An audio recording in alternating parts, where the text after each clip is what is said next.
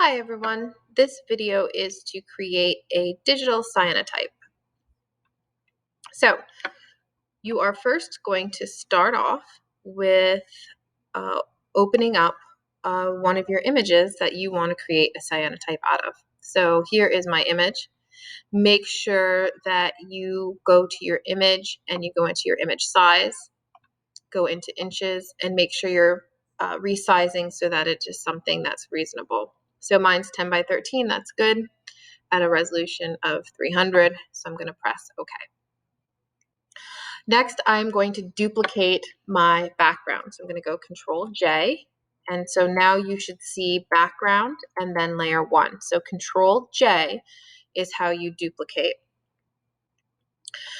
I want to make this image black and white. Normally we go into our adjustment layers, but I'm actually going to go up to the top and I'm going to go up to my menu bar. I'm going to go over to Image. I'm going to scroll over to Adjustment and I'm going to scroll down to black and white. Then you can just press OK.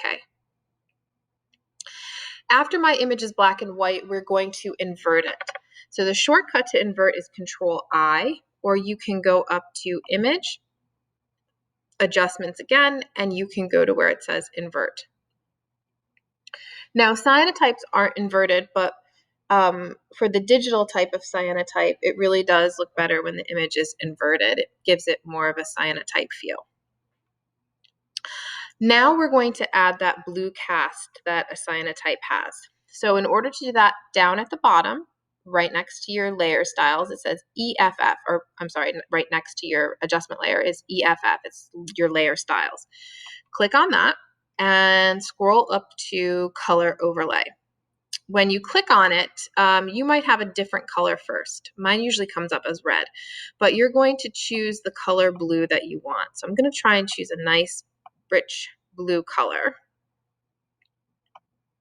That one's a little more purpley. And I'm going to press OK.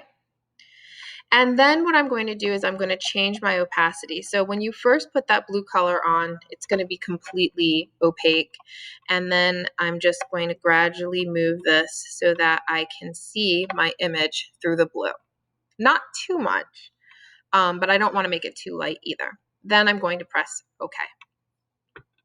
All right, so it's starting to look like a cyanotype, but I want to kind of enhance my shadows and my highlights. So in order to do that, I'm going to go down to my adjustment layers, and I'm going to go over to where it says levels. And remember, our levels deals with our shadows, midtones, and highlights. I'm going to move my shadows up a little bit, enhance those. And I'm also going to enhance and brighten my whites. And then I'm going to work with the midtones just a little bit. I'm also going to go into my brightness contrast. And I'm going to increase the brightness. And then I'm going to increase the contrast a little bit.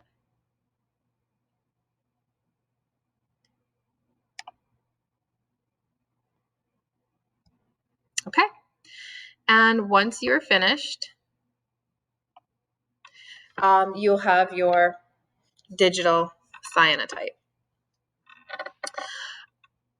Make sure you go up to File, and you can export it as a JPEG if you are finished working, but if you are continuing to work, save it as a Photoshop file.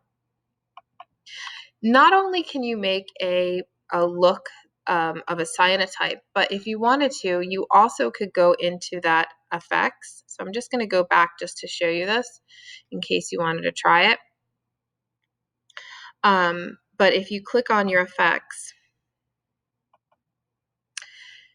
I'm going to change the color.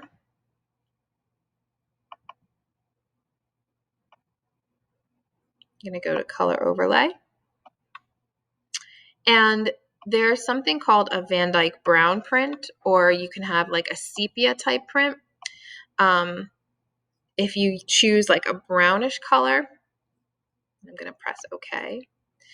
You can do a similar thing except it would be what would be called a Van Dyke brown or a sepia toned print that looks pretty nice too. So just other options. I mean, really, you can make it any color, but this would be to imitate the look of a cyanotype or a Van Dyke brown.